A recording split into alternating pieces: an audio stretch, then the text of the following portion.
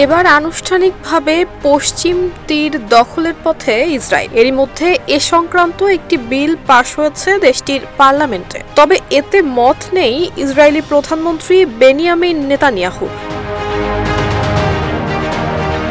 জানা গেছে, প্রাথমিকভাবে পাশ হওয়া এই বিলটি পূর্ণাঙ্গভাবে পাশ হলে পশ্চিম তীর ইসরায়েলের সঙ্গে সংযুক্ত হবে এবং সেখানে ইসরায়েলের সার্বভৌমত্ব কার্যকর হবে। কয়েকজন জোট সঙ্গী এবং বিরোধী এমপিরা সমর্থন করলেও বিরোধিতা করেছেন প্রধানমন্ত্রী নেতানিয়াহু। তিনি আশঙ্কা করছেন এটি যুক্তরাষ্ট্রের সঙ্গে ইসরায়েলের সম্পর্কের অবনতি ঘটাতে পারে। কেননা মার্কিন প্রেসিডেন্ট ডোনাল্ড ট্রাম্প 1 মাস আগেই ঘোষণা দিয়েছিলেন যে ইসরায়েলকে পশ্চিম তীর সংযুক্তির অনুমতি দেয়া হবে না।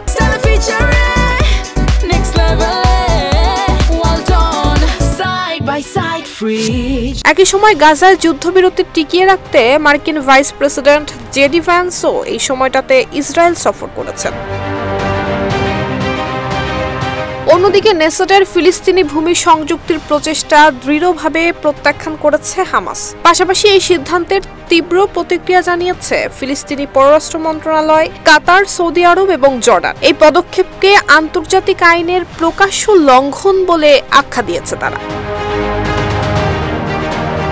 নুসরাত জাহান মেহেক, ঢাকা পোস্ট।